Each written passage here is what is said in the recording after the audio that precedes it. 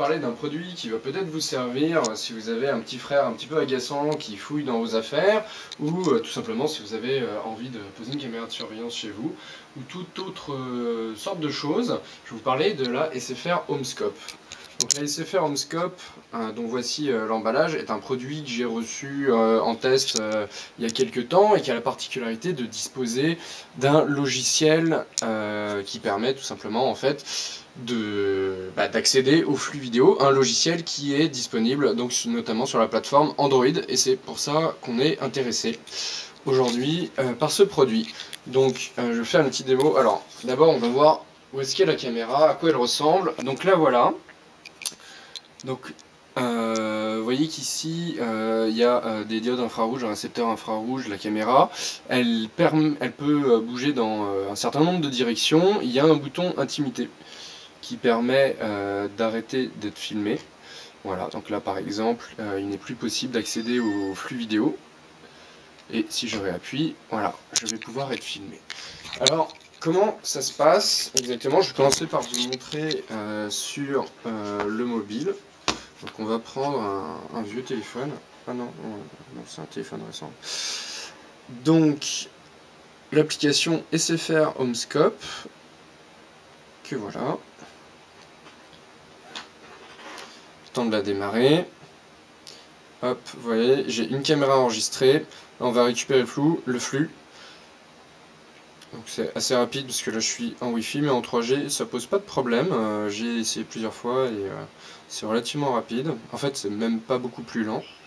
Et donc là vous voyez, on me voit en train de me filmer. C'est assez ridicule, mais bon.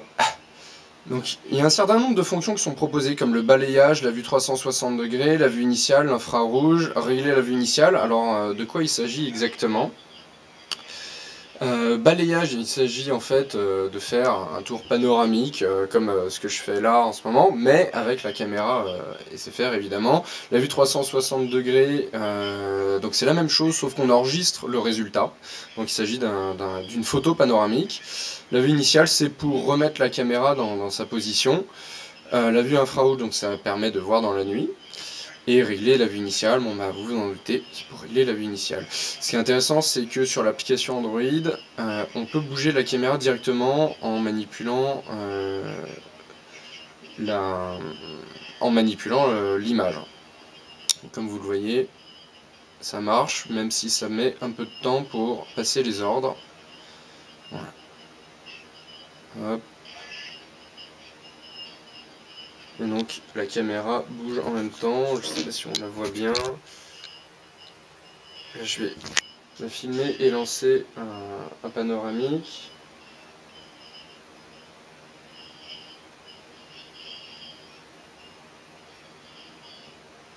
Donc voilà, là elle est en train de prendre en photo à peu près tout ce qu'elle voit dans cette pièce. Donc ça met un peu de temps, et en tout cas c'était pour vous montrer son fonctionnement. Il y a aussi un site web qui permet d'accéder en direct au flux vidéo. Alors excusez-moi, je vais dézoomer pour que ce soit un petit peu plus visible. Alors évidemment ça met un petit peu de temps, la connexion à la caméra en cours.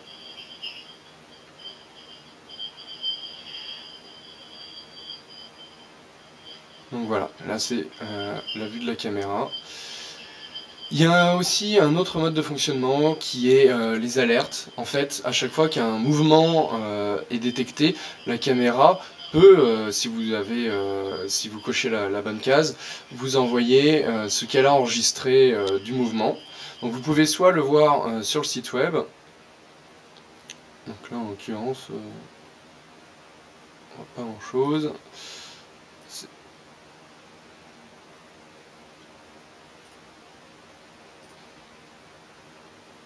Mais on peut aussi donc télécharger la vidéo, voilà, téléchargement, et visualiser la vidéo sur son ordinateur.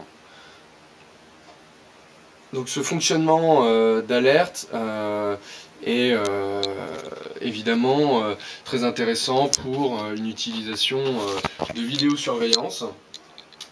ou tout autre type d'usage que vous pouvez trouver. Je ne vous donnerai pas de mauvaises pistes, mais c'est vrai qu'il est possible d'envisager un certain nombre de choses, puisqu'il s'agit en fait d'une caméra qui voit dans la nuit, donc avec l'infrarouge, qui permet de détecter la présence des personnes et qui fonctionne assez simplement, puisqu'en fait, soit vous pouvez la brancher à votre box, soit vous pouvez l'utiliser en Wi-Fi.